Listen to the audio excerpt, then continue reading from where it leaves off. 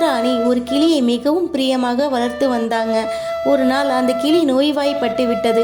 அதை பரிசோதித்த மருத்துவர் இனி அது பிழைக்காது என்று கூறிவிட்டார். உடனே தன் கணவனை அழைத்த இந்திராணி, இந்த கிளியை எப்படியாவது காப்பாற்றுங்கள், கிளி இறந்து விட்டால் நானும் இறந்து விடுவேன் என்கின்றாங்க.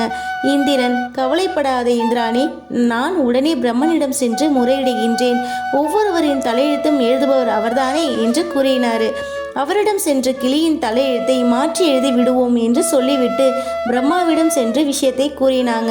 விஷயத்தை கேட்ட பிரம்மனோ, இந்திரா, படைப்பது மட்டும்தான் என் வேலை, உயிர்களை காப்பது மகாவிஷ்ணுவின் தொழில் என்று சொல்லிவிட்டார். நாமும் அவரிடம் சென்று உதவி கேட்போம், வா, நானும் உன்னுடன் வருகிறேன் என்று இந்திரனை அழைத்து கொண்டு மகாவிஷ்ணுவிடம் சென்று விஷயத்தை தெரிவித்தார் பிரம்மா. மகாவிஷ்ணுவோ, உயிர்களை காப்பது நான் தான், ஆனால் உன் கிளி இறக்கும் தருவாயில் இருக்கிறது. அழிக்கும் தொழிலை மேற்கொண்ட சிவன்தானே அதை காப்பாற்ற வேண்டும். வாருங்கள், நானும் உன்னுடன் வந்து சிவனிடம் பேசுகிறேன் என்று கிளம்பினார் விஷ்ணு.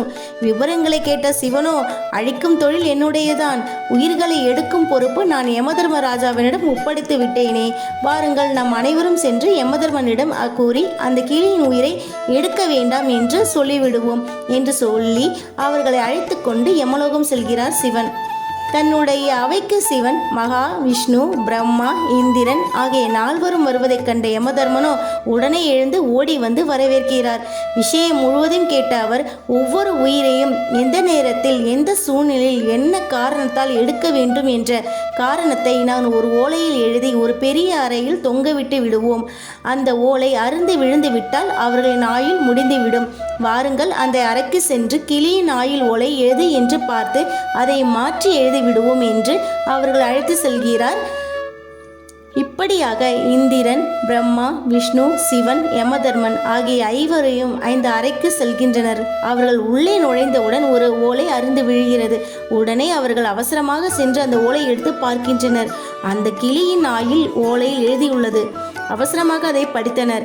அதில் இந்திரன், பிரம்மா, விஷ்ணு, சிவன், யமதர்மன் ஆகிய ஐவரும் எப்பொழுது ஒன்றாக சேர்ந்து அந்த அறைக்குள் நுழைகின்றார்களோ அப்போதே அந்த கிளி இறந்துவிடும் என்று எழுதப்பட்டிருந்தது. இதுதான் விதி. விதியை மாற்றுவது என்பது முடியாது என்பதே கதை. யாருக்கு விதி எங்கே எப்படி முடியும் என்பதை எழுதினவனுக்கே தெரியாது என்பதுதான் உண்மை.